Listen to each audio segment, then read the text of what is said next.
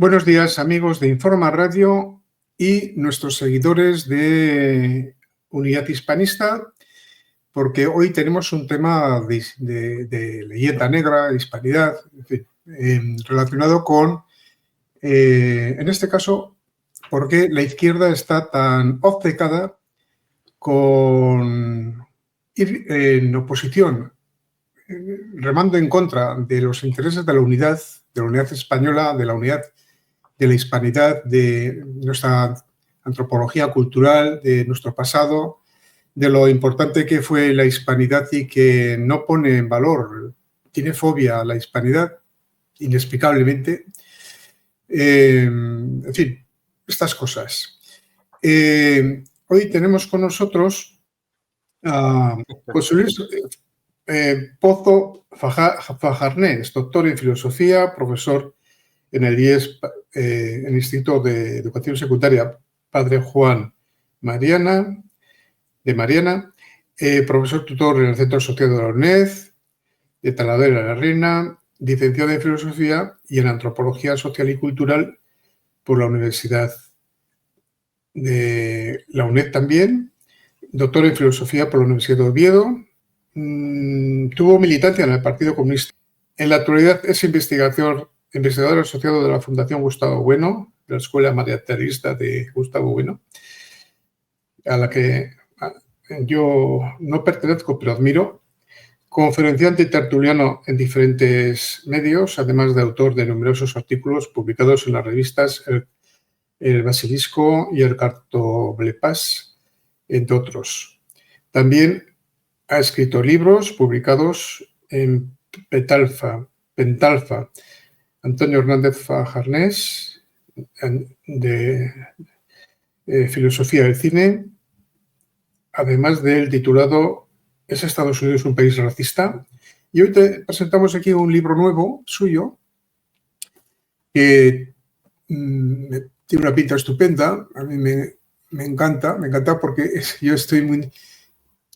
en fin, tengo también mi teoría, que seguramente coincidirá con la de él, el origen de la hispanofobia en la izquierda española. Y está editado por la editorial Almazara. Y como la izquierda española, dice el subtítulo, abrazó el desprecio hacia España, su historia y legado, y es un análisis revelador de los orígenes ideológicos, las tergiversaciones históricas y las consecuencias de una narrativa que sigue dividiendo a la sociedad. Bueno, este libro tiene un aspecto extraordinario y a mí me interesa muchísimo porque como yo también estoy a la izquierda, en el Partido Socialista en concreto, y de lo cual hoy reniego, yo no reniego de mi biografía personal, porque yo lo hice todo de acuerdo a mi conciencia, creo que nunca traicioné a mi conciencia y cuando vi que aquello no coincidía con mi conciencia, dije adiós, ahí os quedáis. Así que me parece que coincidimos un poco en la biografía. Yo también soy doctor en filosofía, bueno, en este caso, y ciencia de la educación, que no es lo mismo que filosofía pura, pero vamos, quiero decir que tenemos casi una biografía paralela. Sí. Tengo mucho por eso de entrevistarte, José Luis. Yo hago el atropello de tutear porque es la moda de ahora. Ahora se tutea a todo el mundo, incluido a un señor de 110 años, pues se le puede tratar de tú como si fuera tu compadre, pero bueno, es la moda que hay. Y parece que queda mal tratar de usted porque da la impresión de distancia, ¿verdad?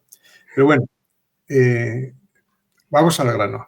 ¿Por qué este libro? Bueno, el por qué lo adivino, ¿no? Lo adivino porque yo estoy en la misma tesitura. ¿Por qué este libro denunciando la hispanofobia de la izquierda? ¿Qué es lo que ha hecho la izquierda para llegar a esta hispanofobia? Bueno, pues muchas gracias por la presentación, muchas gracias por invitarme a este programa. La verdad es que me siento pues muy a gusto de estar aquí y bueno, es un lujo, ¿no? Poder compartir contigo y con los oyentes y los que van a ver el programa, ¿no? Este rato. Bueno, has dicho, como pone yo creo que en la biografía que has señalado, que yo fui militante esos 4 años del Partido Comunista, el PC. En Aragón primero, unos pocos par de años, y otros 2 años, 1 año y pico en Zaragoza y más de 2 en Vizcaya, cuando estuve viviendo en Vizcaya desde el año 87. Me casé con una chica de Santurce, porque la conocí en la RDA precisamente en el contexto del partido. Tengo una hija que vive allí, que me llama Aita. Aquí tengo un hijo que me llama papá. Yo siempre digo que tengo 2 hijos únicos, porque se llevan 18 años y uno en cada matrimonio. Bueno, pues a lo que vamos, ¿no? El partido en el País Vasco, en Euskal Herria, ¿no? Como llaman los vascos, en Vascongadas, me gusta mucho más a mí decir, pues allí se llamaba Partido Comunista Vasco, PCV, y en vasco Euskal Alderdi Comunista, EAK, ¿no? Que es como todo el mundo le gustaba llamar, que tenía cierta cercanía con lo que era Herri Batasuna. Yo he ido muchas veces a las Herriko Tabernas a tomar ahí. Y para aclarar un poco esta cuestión, ¿no? del traspaso, ¿no? de ideas, yo voy a decir, y no para quitarme, yo qué sé, pues algún problema que pueda tener, ¿no? de culpa, entre comillas, ¿no? Es que cuando uno tiene unas ideas, pues es muy difícil no ver las cosas, ¿no? Últimamente estoy diciendo una cosa que creo que la oí hace poco y no sé dónde la oí, que es que la ideología es más potente que el intelecto. Entonces, cuando yo vivía allí en Vizcaya, ¿verdad? Pues había cosas que no veía, no veía. Y bueno, cuando pasó lo de donde tú fuiste uno de los que estaba a la cabeza, ¿no? Del colectivo de Ermua, ¿no? Después del terrible asesinato, ¿no? De ese concejal Blanco, Miguel Ángel Blanco, ¿verdad? Que fue un antes y un después, ¿verdad? Yo cuando fui a vivir a Vizcaya en el año 87 todo estaba lleno de pintadas, de gente en la calle, quejándose del gobierno, gritando contra España. Bueno, ¿qué te voy a contar, verdad? Y a partir de ese momento ya los que empezaron a salir pues fueron otros a la calle. Fueron otros. Fue un momento que yo lo viví, porque yo viví ahí hasta el año 99, sí, hasta principios del 99, desde el 87, más de 11 años estuve viviendo en Santurce, en Abanto y Ciérvana, cuando se rompió Abanto y Ciérvana, bueno, ahí en la margen izquierda, ¿no? y cerca del puerto. Yo vivía en un sitio que veía las chimeneas de Petronor, entre Somorrostro y Pucheta. Ahí vivía yo en el campo muchos años, porque había vivido en Santurce. Bueno, a lo que vamos, que me disperso. El partido de las Vascongadas era el Euskal Alderdi Comunista, ¿no? Bien, pues ahí estaba yo, y ahí cuando milité en el Euskal Alderdi Comunista viajé a la Unión Soviética, justo cuando cayó el muro, por cierto. Previamente, cuando estaba en Zaragoza, es cuando yo pasé por la RDA, a estudiar pues marxismo-leninismo, comunismo científico, como se llamaba lo que Engels había llamado socialismo científico, economía política y filosofía marxista-leninista, que es cómo se forman los cuadros de los partidos, ¿verdad?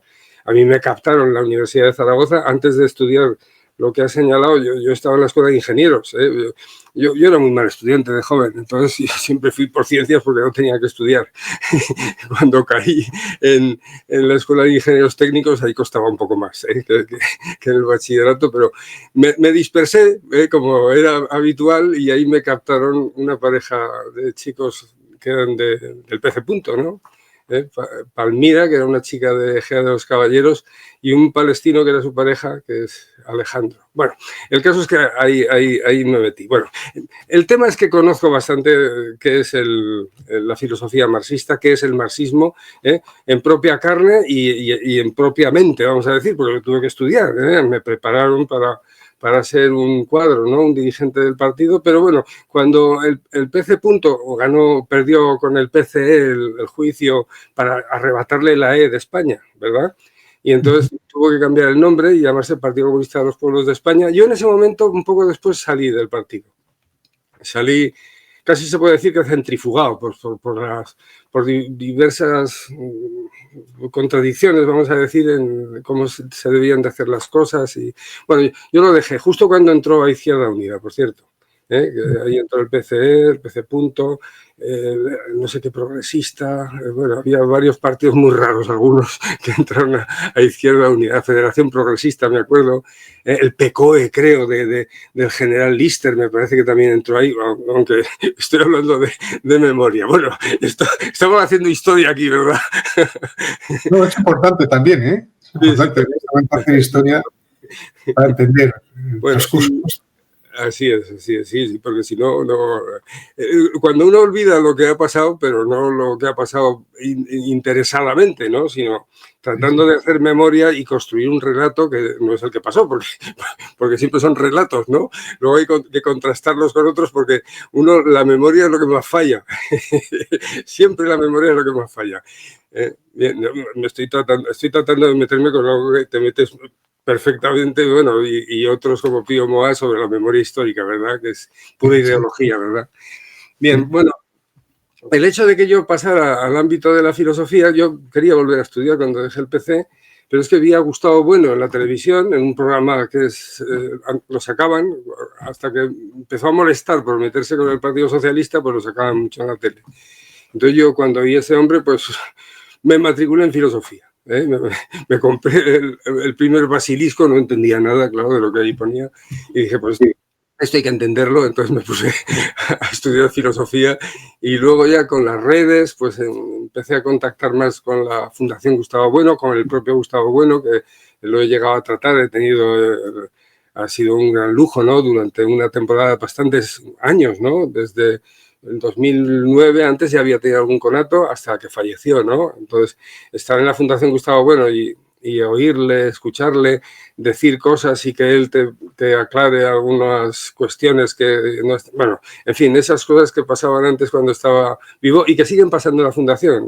Ahí estamos peleándonos, pues, dirimiendo batallas parecidas a seguro que a la tuya, cuando hablamos de política, lo que pasa es que hay otros muchos temas, ¿no? En filosofía. Entonces, dentro de poco va a haber un encuentro en Salamanca, sí. Sí, vas a esta vez no voy a poder, pero me da pena. No, esta vez no voy a poder, pero me da pena porque me lo pasé muy bien la otra vez. Estuve. Sí. Bien. Pues sería de Paloma. Yo de los de Paloma Pájaro, de Fortunata y Jacinto, Paloma Pájaro, sí. El uno que me invitó. Sí. Luego la Fundación ha hecho también ahí encuentros de filosofía. El último ha sido, sin embargo, en Oviedo, que iba de Franco, por cierto. Yo hablé de Franco y la Iglesia en esos encuentros. Y ayer me hicieron una entrevista en El Gato al Agua, por si alguno también de los que nos oyen ahora quiere echarle un vistazo. En fin, con este libro, la verdad es que me están... Con los anteriores, desde luego que no. Los de Pentalfas, que son muy de filosofía, y el de Estados Unidos, un país racista, pues no ha tenido tanto tirón. Aunque, si me permites, voy a contar una cosa que creo que merece la pena, porque ayer cuando fui al Gato al Agua, solo hablamos de este libro, pero estaban hablando de la cancelación. Bueno, pues a mí con el otro libro, se titula Estados Unidos, un país racista, que es una autopublicación, de Amazon, que he vendido muchos, vendí bastantes. Este año empieza ahora a remontar un poco. Bueno, es que y creo que me remonta porque estoy diciendo lo que voy a decir ahora, que me han cancelado. Me han echado de Facebook, porque pues por decir que por preguntar que si Estados Unidos es un país racista. Y lo tradujeron al inglés, un amigo venezolano, y me animó a ir a Orlando, que es allí donde vive, me invitó. Había contactado con varias universidades para dar alguna conferencia, para tratar de que iba el libro. Algunas le habían dicho ya que no, de entrada, pero otras le dijeron que sí. Ocurre que con la victoria de Trump, que es un WASP, en sentido estricto, un blanco, anglosajón, protestante, pues parece ser que todos se echaron atrás. Entonces, fui con mi señora a Estados Unidos 5 o 6 días y estuvimos de vacaciones, quitando una cubana que vivía en Orlando, que me hizo una entrevista para un periódico, y un señor de Puerto Rico que me hizo otra, pues lo demás fueron todo vacaciones. Y luego, cuando en Facebook he tratado de darle un poco de propaganda para ver si se remontaba la venta del libro, pues primero me quitaron de una forma sutil, ¿no? Dando unas razones de que en Instagram se me habían enganchado en Tallinn unos, Entonces, el caso es que no me quitan Instagram, me quitan Facebook, y cuando hago una nueva cuenta y vuelvo a poner el libro, el otro, el de Estados Unidos, un país racista, pues no pasaron ni 48 horas y me anularon la cuenta. O sea que no tengo... En Facebook y Instagram es bastante frecuente eso.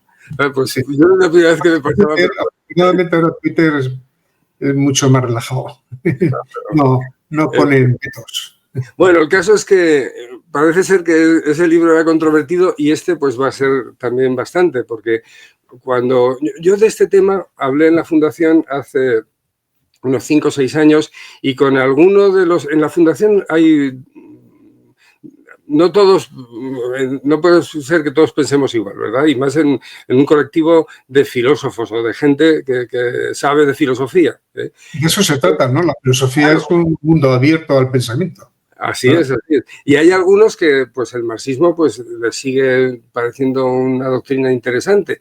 Bueno, pues ahí hubo cierto choque, muy educado, vamos, cierto... Se vio que había, que algunos no compartían lo que yo decía. El caso es que el tema, pues hay cosas que están publicadas en el Catoblepas de lo que digo aquí, y bueno, ya ha sido el editor de Almuzara, ¿no?, de la colección Secotia, el que ahora pues lo ha sacado a la luz, ¿no? Y parece que mientras que el Catoblepas lo lee muy poca gente, ¿verdad? Muy pocos los que están interesados, ¿no?, en lo que decimos en el materialismo filosófico, pero parece ser que hay mucha gente que sí, que le atrae esta cuestión, en la que yo, sobre todo, mi gran tesis es... Mi tesis, perdón, lo de gran, vamos a borrarlo, mi tesis, que es lo que yo defendía desde el principio, es que Marx y los secuaces de Marx, el marxismo, empezando por Engels y acabando sobre todo por los soviéticos, ¿no?, son los que han hecho que pues, la izquierda marxista, a partir de sobre todo los años 60, vamos a decir, y incluso la no marxista, esta izquierda indefinida que no tiene doctrina, ¿no?, y que da unos bandazos tremendos o que tiene una ideología muy marcada, pues dependiendo de estas ideas, pues yo qué sé, de género, ¿verdad? Lo que dice la Agenda 2030, ¿no? Que es lo que están ahí detrás de ella, ¿no?, que parece mentira, ¿no?, que la promuevan unos ricachones y, sin embargo, en España sean los de izquierda, ¿no?, los que la quieran poner en práctica. Es un poco chocante. A mí, por lo menos, me resulta bastante chocante, ¿no?, el asunto. Bueno, pues... Perdóname que te apunte, si no te molesto en estos cortes. Bueno, por favor. No porque no es coherente, porque la izquierda nunca estaba al lado del gran capital. Esto no hay más significativo que el gran capital que está detrás de este globalismo, que es la Agenda 2030. Eso es. Por eso extraña que los podemitas y los sumaritas estén defendiendo la mayor parte de las ideas que está diciendo pues el grupo de Winterberg, sí, que están los más ricos del mundo, ¿verdad? Bueno, pues sigo pues un poco con el hilo, ¿no?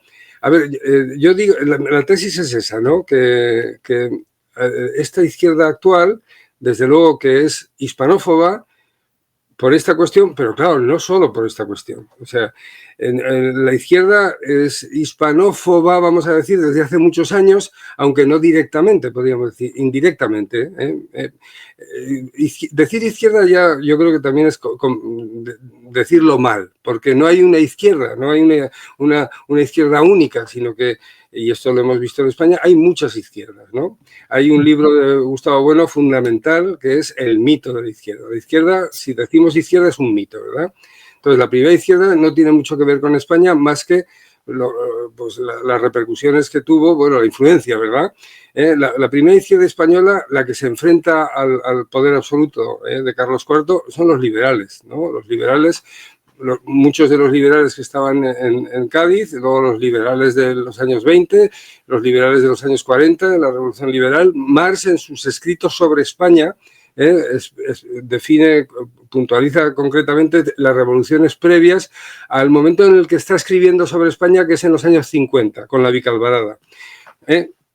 Bueno, pues antes de seguir con eso, vamos al asunto ¿no? ¿Por qué la izquierda del siglo XIX, los liberales, podemos decir que es hispanófoba? Pues por lo siguiente, pues porque el carácter de lo que es España históricamente, la nación histórica española, la nación que envolvió a los reinos hasta hacerse España con los reyes católicos, ¿verdad?, pues tenía un carácter frente al Islam que lo unía, que la unificaba, que es lo que es bueno llamar una coinonía, ¿no?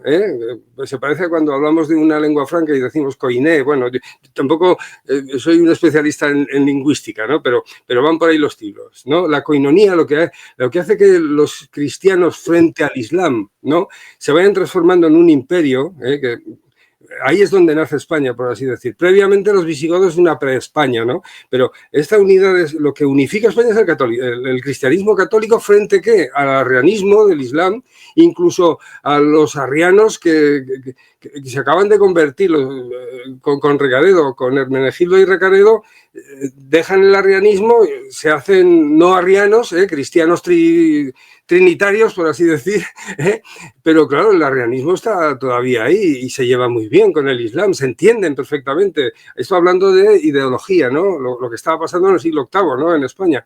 Pero ese ir contra el Islam, lo que lo unifica es el catolicismo. Entonces, cuando el Imperio Español cae, porque podemos decir que hasta el siglo XVIII, XVI, XVII, XVIII, el imperio que está a la cabeza de España, no había habido otro en Occidente, estamos diciendo, desde la caída de Roma occidental, no había otro, ¿verdad? Bizancio está ahí, pero está en Oriente, ¿no? Y otros, pues, turcos, los persas, bueno, en fin, que no se trata de eso, ¿no? Además más de lo que hablas de Occidente, entre otras cosas. Bueno, pues eso que caracterizaba a España cuando España era un imperio, seguía caracterizándola en el siglo XIX. ¿Y qué ocurre con los liberales? Que están contra eso que caracteriza a España, que es el cristianismo católico. Y eso es un modo no de ir de frente, sino ir por el lado contra España. Ahí hay una hispanofobia ya, indirecta, ¿verdad?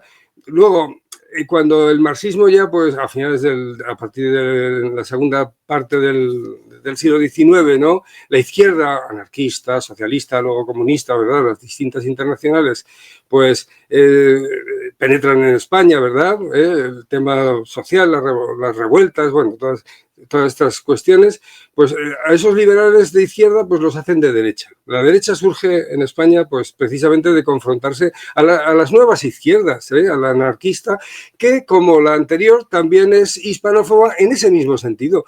Los socialistas no estaban contra España a finales del siglo XIX ni a principios del siglo XX, no había una idea, no estaban en contra de España. Los que estaban en contra de España eran, al finales del XIX, los nacionalistas. Eso sí, el nacionalismo es anti-español por esencia, ¿verdad? Porque lo que quiere hacer es romperlo, ¿verdad?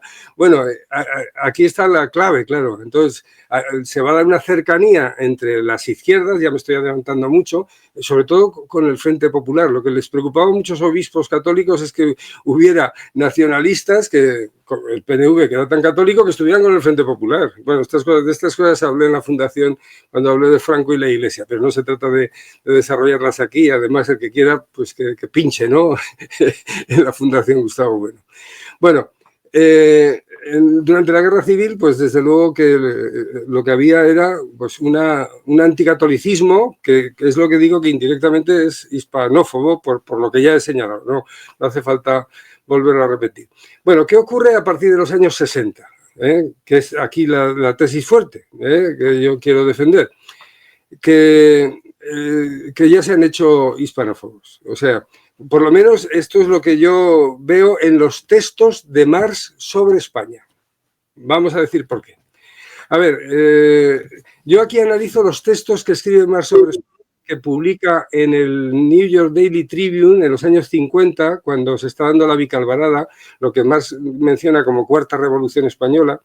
Marx ve que la revolución de Inglaterra ya no va a ser, porque los ingleses ya están explotando a los indios, a los chinos, y entonces obreros ingleses que parece que iban a ser los primeros que iban a cambiar el mundo, según Marx, porque estaban reunidos en grandes fábricas y se habían conformado como un ejército, que esa es la forma de revolución que defiende Marx, ¿no? Los capitalistas van a hacer ejércitos en contra sin darse cuenta porque los están juntando a todos debajo de una gran carpa que son sus fábricas. Esto es lo que dice Marx, ¿no? Bueno, pues como los ingleses le fallan y luego también le fallan los de la Comuna de París y tal, el único foco revolucionario que ve es la España de los 50 y empieza a hablar de ella para el New York Daily Tribune, para contárselo al mundo, porque ese diario era el que más se leía en el mundo. Es un diario de Nueva York que en esa época pues era el que más tenía la mayor tirada. Vamos a darnos cuenta de una cosa. Si la Unión Soviética no hubiera hecho la revolución, nosotros estudiaríamos los de filosofía a Marx como si fuera Brentano. Brentano influyó muchísimo en la fenomenología y en el existencialismo posterior, en la filosofía del siglo XX, pero nadie estudia Brentano directamente. Y que empezó a tener a partir de que triunfa una revolución, no como él había dicho que iba a triunfar la revolución, sino totalmente diferente. Es la revolución leninista, ¿verdad? No es una revolución obrera, la de Lenin. El 98% son campesinos, ¿de acuerdo? Y además no es porque se levanten, porque tengan... como dice Marx, se levantan porque llevan a Lenin los alemanes que querían que los rusos dejaran de estar en la Primera Guerra Mundial y los mandan en un tren a lo que será luego Leningrado, ¿no? Y que San Petersburgo, ¿verdad? Petrogrado, bueno, se ha llamado de distintas formas, pues para que, como tenía esa potencia, ¿verdad? Lenin, pues organizara el lío y sacara, si triunfaba, a Rusia de la Primera Guerra Mundial. Como triunfa, se organiza un importante instituto en la Unión Soviética a principios de los años 20, el Instituto Marx-Engels, para recuperar todos los textos, ¿no? Del padre, ¿no? de su doctrina, y entre ellos se recuperan los textos de Marx sobre España. Entonces, unos textos en los que Marx, y aquí está la clave, pues aunque ha leído mucho, pues era un lector pues, tremendo, ¿no? Marx, incluso sabía español, algunas cosas las leería en español, pero la verdad es que los textos que leyó en español, por ejemplo, de Toreno, de Flórez, Flórez Estrada, perdón, de Flórez, Segundo Flórez, sobre Espartero, pues él va a lo suyo, a lo que quiere contar, que es lo que lee en unos autores hispanófobos, ingleses sobre todo, Hughes, por ejemplo, ¿no? Sutley, pero el que más, ¿no? Es alguien que odia profundamente España, que es un liberal progresista que se llama Manuel de Marliani, estaba en el gobierno, en distintos gobiernos del partido de Mendizábal y de Espartero, ¿no? Un progresista que escribe una historia de España en la que dice unas lindeces que, vamos, esto lo puedo defender perfectamente porque en la edición de los escritos de Marx sobre España del 98, de Pedro Rivas, por cierto, otro hispanófobo, que se casó con una señora protestante, y yo no sé si se habrá hecho protestante, pero el caso es que es un seguidor de la filosofía alemana, ¿no? Pues como Villacañas, por ejemplo, y tantos, y es que en general la filosofía española, pues las cátedras de filosofía en España, pues son todas o germanófilas o seguidoras de la filosofía analítica o de la posmodernidad. Aquí los únicos que estamos tratando de rescatar la filosofía que se hacía en los siglos XVI, XVII y XVIII, que influyó en toda la filosofía posterior, pues es la Fundación Gustavo Bueno, el proyecto de filosofía en español. Bueno, el caso es que en ese texto de Rivas aparecen unas barbaridades porque son extractos, apuntes que había tomado Marx, sobre todo de la obra de Marliani, había de muchas más, pero donde más es de la obra de Marliani, en la que se leen unas atrocidades pero terribles. Lo que más me llama la atención es que algunos hayan dicho que es magnífica los escritos de Marx y la traducción de Pedro Rivas. A mí se me llevan los demonios, ¿no? Porque es un texto profundamente negro legendario, ¿no? Los textos primeros de Marx que llegan son los de la traducción de Andrés Nin, que hace una traducción, pues bueno, pues bien hecha, te enteras de lo que lees, pero lo más interesante, y aquí es donde voy a decir el por qué todavía la izquierda no es hispanófoba, no es antiespañola, y es porque otro comunista hace notas a pie de página para limar con una sutileza tremenda, ¿no?, las barbaridades que Marx ha leído en autores negrolegendarios, pues para aclarar las cosas. Hay hasta 80 y tantas notas de un señor que se llama Genaro Artiles, ¿no? Bien, del 29 a la siguiente edición, porque de los textos de Marx sobre España, que son donde yo digo que ahí está una de las causas de la hispanofobia de la izquierda, porque los ha leído muchísima gente ha leído estos textos y además incluso en las células del partido se transmitían estas ideas de Marx sobre España, porque yo estaba ahí dentro y sé lo que pasaba, ¿de acuerdo? Bueno, pues hasta el 60 pasan muchas cosas y el que hace la segunda edición es Manuel Sacristán, que seguro que habrán oído hablar de él, ¿no? Sí, Manuel Sacristán era el gurú marxista en España a finales de los 50, 60 hasta que se murió. Una figura, la intelectualidad marxista, ¿no? Bueno, pues le encargan la traducción y lo que hace es no hacer ni caso de las aclaraciones de Genaro Artiles, pero ni caso, y además decir lo siguiente, hablando de la traducción de Nin, que está publicada en Cincel, una editorial que ya no existe, desde luego, que le da Wenceslao Roces, que tenía mucho que ver con el marxismo. Bueno, pues lo que dice Sacristán es que la edición de Nin era muy pro-española, muy patriotera. No me sabe, hay un sintagma que utiliza, pero es decir que es patriotera. Claro, aquí el sesgo anti-español ya está. ¿Por qué? Pues porque no pone ninguna pega a las mentiras que Marx está escribiendo en este texto sobre España, mentiras, falsedades y juicios de valor que son falsos, ¿no?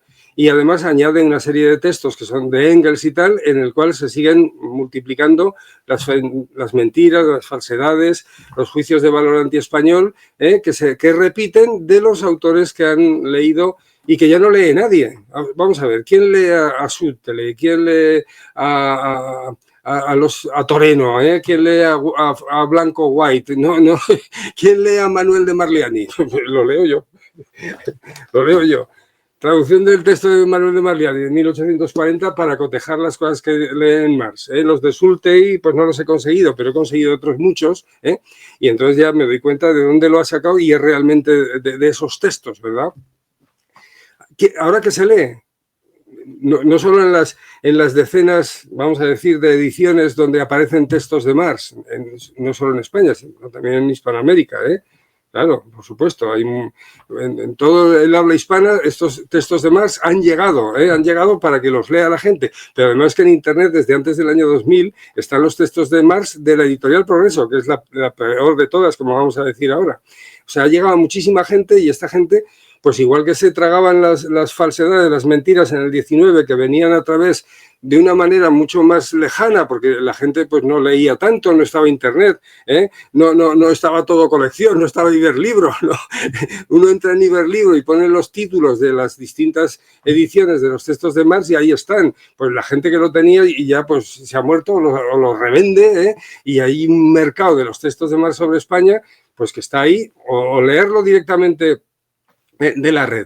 Además pones una cita del texto de Marx que te llame la atención y no sale el texto directo de Marx, sino de todos los comentadores que están repitiendo las mismas barbaridades que había dicho Marx, O sea, que es que está ahí totalmente presente. Por eso digo yo que Marx es un autor negro legendario, Engels, Manuel Sacristán, y luego las ediciones de Sacristán son 5 o 6 en Ariel.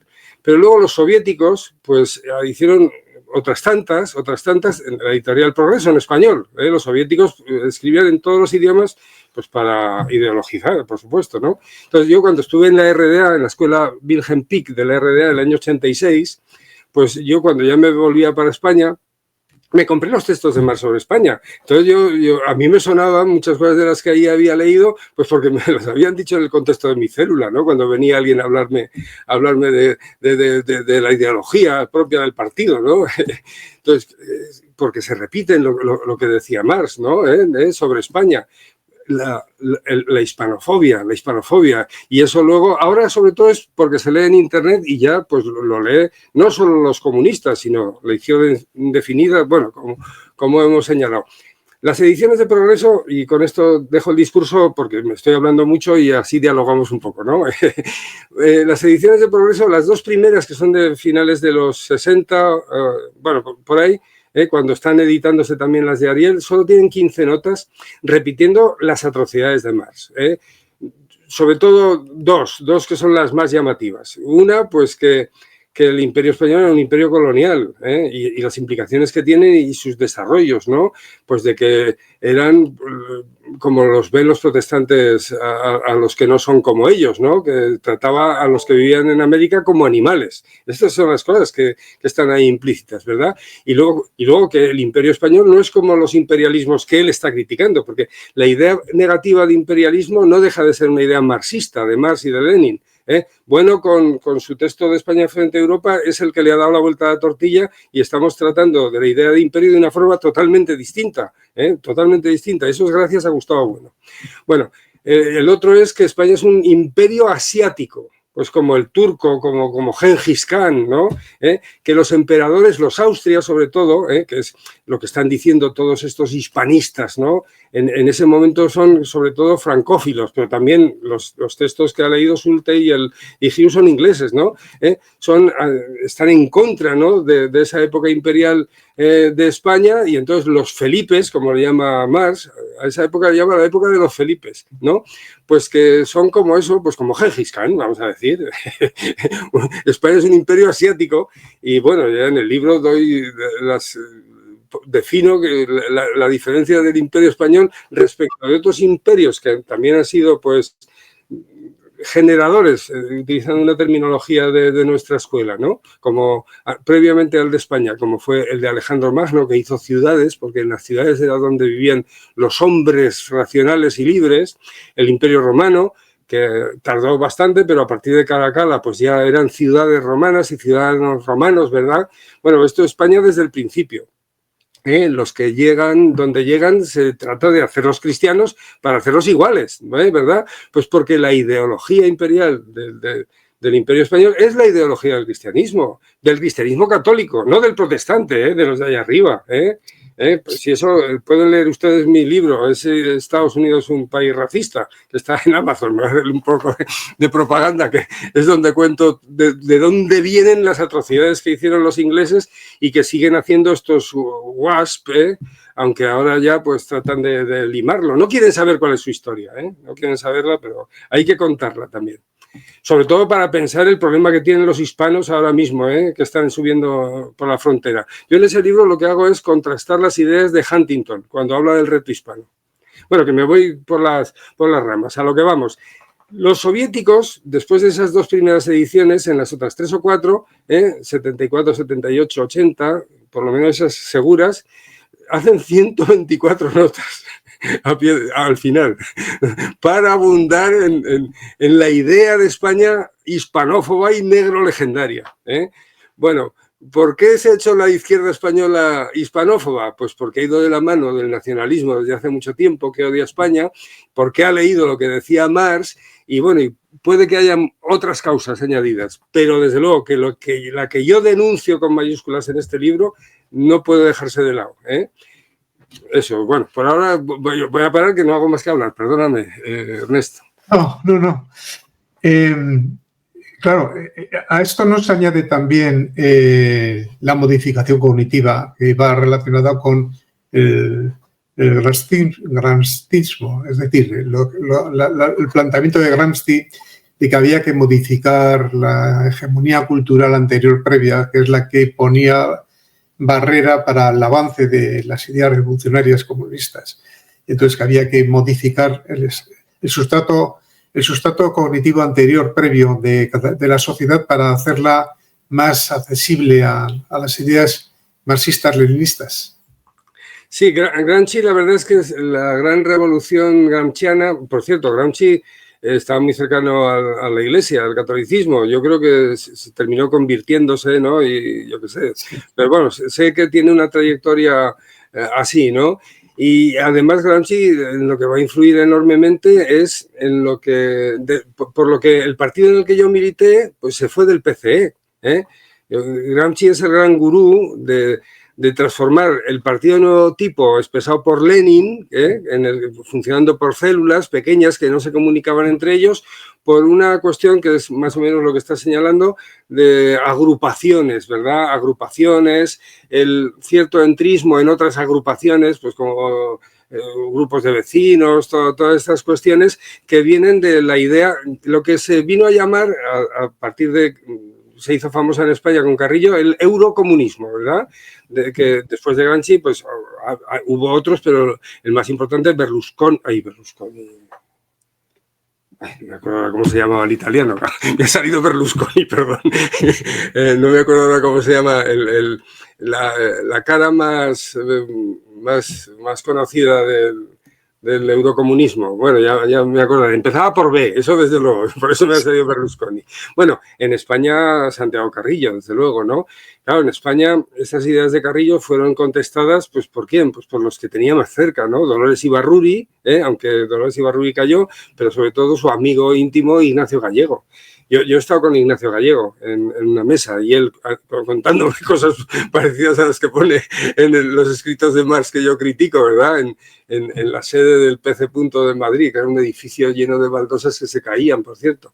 Debieron de dejárselo barato porque estaba, por lo menos exteriormente estaba en ruinas. Solo me acuerdo de eso, ¿no? Solo estuve una vez, porque yo estaba en Zaragoza militando y luego en el país, allí en Euskal Herria, para decirlo bien. Bueno, pues eso, las ideas de Gramsci, pues hay en la Fundación Gustavo Bueno había un gran entendedor de Gramsci, que por cierto era del Partido Comunista de España, y además cuando falleció, pues le hicieron muchos honores, el PC de Asturias, que era Lasso, José María Lasso, era una de las, hombre, no era como Ignacio Gallego, Dolores o Ibarruri o Carrillo, pero era de esos que estuvo en la cárcel un porrón de años y eran las cabezas visibles, ¿no? Durante la guerra y años posteriores, estando en España, porque yo creo que Lasso no salió. Yo era íntimo amigo de su sobrino, Fernando López Lasso, que falleció hace muy pocos años y que, aunque este Lasso hizo una defensa de los escritos de Marx, pero bueno, luego hablando mucho de ello, al final es de los pocos que reculan cuando se dan cuenta de que las tesis que tienen hacen un poco de aguas, y decía, yo creo que hay que pensar en que hay que darle la vuelta del revés al marxismo, cosa que ya había hecho Bueno y que había que decir más cosas.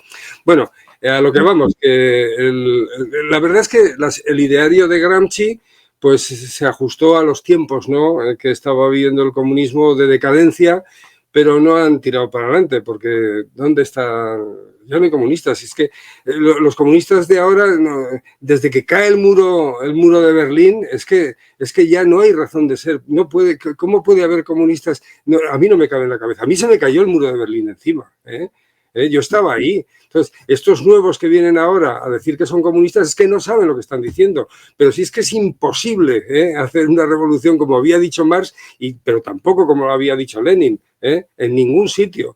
El capitalismo, el final de la historia de Fukuyama, que también es una pura metafísica, ¿no? Porque vete a saber lo que pasará en el futuro con el capitalismo, ¿no? No es el fin de la historia el haber vencido al marxismo. Claro, fue mucho, porque la tercera parte de la población en los años 80 era marxista, o sea que fue muy importante, pero vete a saber lo que pasará dentro de un siglo, ¿no?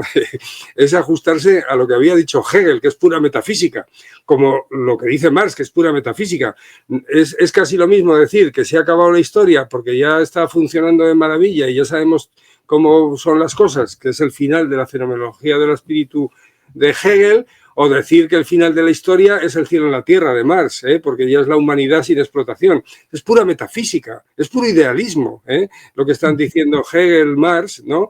Y el eurocomunismo, en parte de Gramsci, pues no es una doctrina, pues, que no tiene esas ideas. Yo creo que no tiene esas ideas y que está contaminado, vamos a decir, pues por sus creencias, pues porque él al final se vio que era profundamente cristiano y católico, ¿verdad? Pues como otros muchos que están en el contexto de la Iglesia, la teología de la liberación, que tratan de conectar las ideas de Marx y las de la religión, y que no va a ningún sitio, tampoco. En fin, que aquí yo creo que los que son comunistas que se lo tienen que hacer mirar, se lo tienen que hacer mirar bastante. Lo que pasa que, de acuerdo, ¿no? De acuerdo con tu expuesto, además que evidentemente tú sabes mucho más que yo, muchísimo más que yo, diría yo, con elísimo.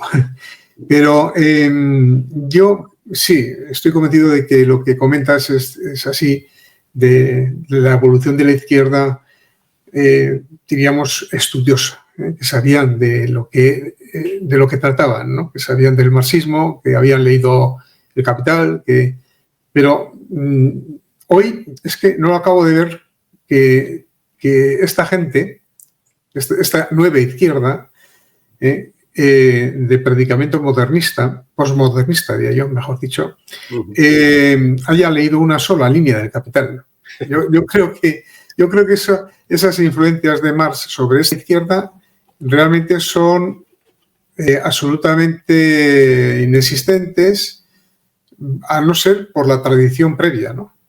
Yo no le veo, sinceramente, yo no le veo a Sánchez, no le veo a Pablo Iglesias, no les veo habiendo entrado previamente para elaborar su pensamiento en estas disertaciones y disquisiciones de tipo filosófico que tú planteas como origen de la hispanofobia. Yo pienso que es más, porque claro, es que son los instrumentos perfectos para el globalismo en su planteamiento de destruir las naciones. Lo están haciendo con una gran eficacia, pero la idea de la destrucción de las naciones no es de ellos. Ellos son la herramienta para ello. Pero no me parece a mí. Eso sí, están muy aliados al nacionalismo secesionista por una cuestión de operatividad práctica. Y eso lo viví yo en el Partido Socialista, ¿no?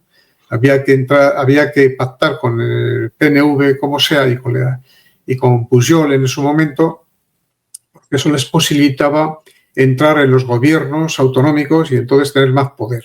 Pero yo creo que no hay otro tipo de planteamiento hoy, ¿eh? Y yo creo que ni tan siquiera se han hecho una reflexión sobre por qué son hispanófobos y por qué están en contra de la leyenda negra, porque yo pienso que ni tan siquiera la conocen, la leyenda negra. No se han leído a Julián Díaz, por supuesto. ¿No te da la impresión esa? De que en sus raíces, en sus orígenes, el planteamiento de la hispanofobia tiene un fundamento de tipo filosófico erróneo, pero vamos, por querer ser discípulos fiel de Marx, sí. Pero hoy ni tan siquiera llegan a eso. Me da la impresión, ¿eh? No sé. Yo creo que tienes bastante razón, pero lo que yo estoy tratando de plantear es que todas estas ideas negrolegendarias hispanófobas que están en Marx y que se han repetido por todos estos marxistas son, por ejemplo, las que podemos ver en todos estos culturetas, ¿no? Actores, directores de cine, cuando la gente opina, está viendo pues cómo era España, la España imperial, de la misma manera que se puede leer en los textos de Marx. O sea que de una forma indirecta, porque ya nadie lee a esos negrolegendarios anteriores. La única lectura asequible y directa que tiene esta gente, o que por lo menos uno lo ha leído y lo dice en comidas o cercano o en los ámbitos en el que se mueva, entonces de forma indirecta sobre todo, pues estas ideas que están ahí constantemente presentes en estos textos, que son los únicos que yo creo que se leen ahora mismo, porque luego está lo que se dice en los institutos de la historia de España y tal, pero luego ya una vez que sale uno del instituto ya con la mente bastante ya hecha, ¿no? Cuadriculada, pues entonces lo que se repiten son estas ideas sobre todo que se siguen leyendo de Marx, por eso digo que es uno de los factores que están ahí presentes, porque solo tenemos que oír a Bardem, solo tenemos que oír las cosas que decía pues el hijo de Sánchez Mazas, ¿no? Ferlosio, ¿verdad? Que odia a España. ¿Por qué odias a España? O cuando que se conectan con el nacionalismo. Cuando Juan Goytisolo escribe Señas de Identidad, está hablando de una hispanofobia de la izquierda, de la izquierda que es la izquierda nacionalista, pero es que ya están hermanadas, ¿verdad? Bueno, el caso es que yo digo eso, que hay vamos a ver, una responsabilidad en Marx y los marxistas de todo lo que, de este odio a España negro legendario contra el que estamos reaccionando. Pero claro, no es el único foco importante de negrolegendarismo, no es este. En la izquierda, por ejemplo, en el PSOE, es una cosa que ha denunciado Gustavo Bueno. Vamos a ver, aparte del marxista que yo digo, hay señalas dos que son muy importantes. Uno es Ortega y Gasset. Cuando Ortega y Gasset habla de la España invertebrada, porque además lo que nos trae son el modo de entender a España de los enemigos de España, de los alemanes, de la filosofía alemana, ¿verdad? Ortega es un filósofo alemán, no tiene nada que ver con un filósofo español. Hombre, dice cosas muy interesantes, pero cuando habla de la España invertebrada, pues la verdad es que se ajusta perfectamente a los problemas que estamos teniendo ahora y influirá enormemente en lo que pasó en el año 78, ¿verdad? A la hora de hacer la Constitución. Pero hay una conexión directa con otro foco negro legendario, que es el krausismo. El krausismo, a finales del siglo XIX, la batalla intelectual del krausismo es contra el catolicismo, porque quiere copar los lugares pues, que ha copado pues, la escolástica, las cátedras, la enseñanza en general, sustituir, sí, no sé qué he dicho, igual lo he dicho mal. El Instituto Libre de Enseñanza pues quiere contrarrestar la enseñanza cristiano-católica, ¿verdad? Por abajo y luego las universidades por arriba.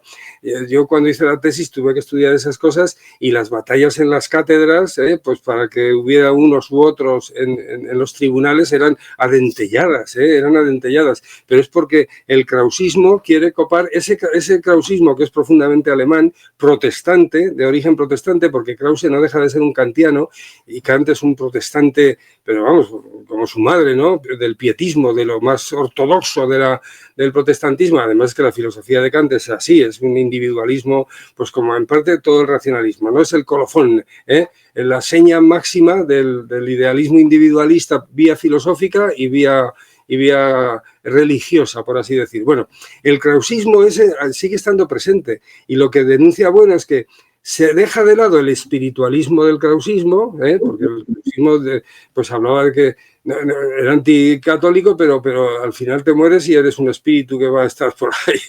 Hay una leyenda en la sepultura de los ríos que dice, y ahora estaré con todos los demás espíritus, no sé dónde, desde luego que no en el cielo católico. Pero bueno, eso se quita del krausismo, pero queda toda la metafísica. Y los maestros, por ejemplo, de Zapatero, que donde estudia ahí en la Universidad de León, ¿no? Pues eran seguidores de ese krausismo. Hay un montón de tesis sobre Krause y los seguidores de Krause en España. Se siguen haciendo, pues porque en las universidades están ahí los socialistas metidos, porque ese ideario es el que están defendiendo, que es un ideario ajustado además a la Agenda 2030, ¿verdad? Ese es otro gran foco, pero ese foco ya lo había expresado Gustavo Bueno. Solo lo menciono en varias ocasiones aquí, en varias ocasiones. Los focos importantes en el siglo XX, desde luego, para que esta izquierda, aunque Ortega y Gasset influyera en la derecha, sobre todo, porque era un hombre pero sin embargo, la idea de España, a través del nacionalismo, ha calado perfectamente las ideas de Ortega en la izquierda. No lo podemos obviar, ¿no? Bueno, pues eso lo menciono en el libro, pero claro, yo cargo las tintas en lo que yo veo que también influye, para que la izquierda actual, aunque sea de modo indirecto por el analfabetismo, entre comillas, que he señalado antes, ¿no? En general de la izquierda, que es el que estoy yo perfectamente de acuerdo, porque esto de leer, y yo lo digo porque lo he sufrido, porque es que llevo muchos años siendo, me he jubilado ya, me he jubilado en este curso, ya me he jubilado, pero vamos, es que los chavales si leen 4, leen 4, los demás no leen, los demás lo que ven son vídeos, pues y seguro que ven muchos en los que se están repitiendo estas atrocidades, porque hay así en YouTube, vídeos en los que se habla de Marx y sus ideas negro-legendarias directas, porque las hay, y no solo españolas. Hay uno que se llama varios Escuela de Cuadros, y no sé de qué país hispanoamericano es, Vamos, que hay el marxismo se puede escuchar y ver más que leer, y son las influencias indirectas de los textos de Marx sobre España que están asumiendo y que vemos lo que está pasando, ¿no? Cuando nos cuentan cosas, cuando opinan sobre política, cuando hacen películas, ¿no? De lo que fue la España de la conquista del Nuevo Mundo, ¿no? Estas atrocidades que dicen y que cuando otro las cuenta, como Ridley Scott de 1492, nadie pone ninguna pega. Si la reacción contra la leyenda negra, que fue terrible desde los años 60 hasta finales del año 2000, no hubo ninguna reacción a la leyenda negra. Empieza ahora con el siglo XXI. Y yo creo que, bueno, estoy convencido, y además lo digo muchas veces, que es a raíz del libro de Gustavo Bueno, España frente a Europa, donde ahí se recupera una idea positiva de imperio, que luego aparecerá no completamente en los textos de Rocabarea, sobre todo en el primero, y desde luego que en todos los de Iván Vélez, ¿no? En los de Pedro Insua. Vamos, que hay una reacción anti-leyenda negra, pero que se está dando en estas décadas y menos mal, ¿eh? Este también quiero que se... Mis 2 últimos libros son una reacción contra la leyenda negra. Es Estados Unidos un país racista y el de la hispanofobia de la izquierda, ¿eh? Desde luego que una reacción que es precisa, que es necesaria. Iba a decir otra cosa, pero bueno, ya si me viene a la cabeza ya lo comentaré. Perdona. España frente a Europa lo tengo por aquí porque precisamente lo estoy releyendo estos días. Y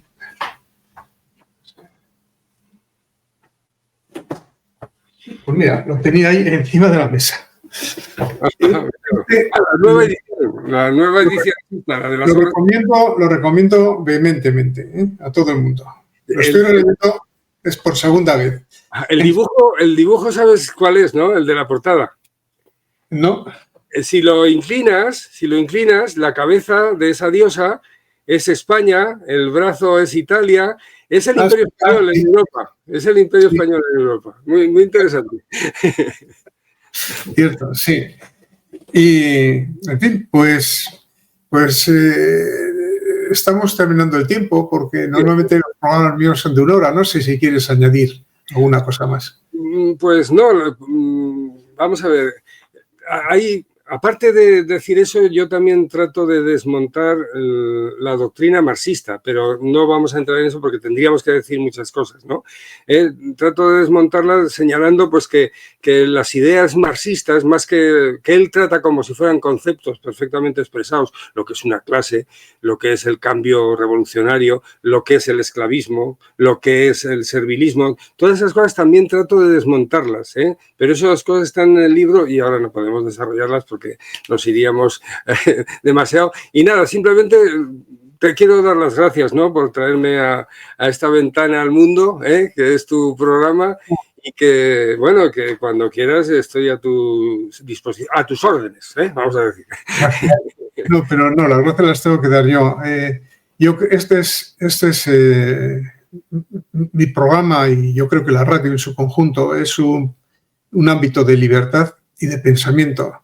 Y se necesita hoy mucho libre pensamiento porque estamos demasiado esclavizados a las ideas prototípicas, ¿no? A cuestiones que no tienen ningún fundamento lógico. O sea, por ejemplo, pues esto del transexualismo, glorificar la excepción. No voy a mencionar el tema, pero porque, claro, enseguida te ponen la etiqueta del odio. El odio, o sea, ¿qué es el odio? El odio es un sentimiento. Eso no se puede legislar sobre el odio, es que es absurdo. Ni tampoco se puede legislar sobre la historia. La historia la hacen los académicos. O sea, la filosofía la hacen los académicos. No tiene por qué haber una filosofía prototípica enclaustrada en un pensamiento de sistema. No, el pensamiento no es del sistema, es de las personas. En fin, estos ámbitos de libertad son los que se agradecen y yo creo que dan esperanza, porque de lo contrario es que estamos clonificados, somos no cronificados, clonificados, y entonces vamos como zombies por la vida. Pues muchas gracias. Gracias a ti, Ernesto, y hasta cuando quieras, ¿eh?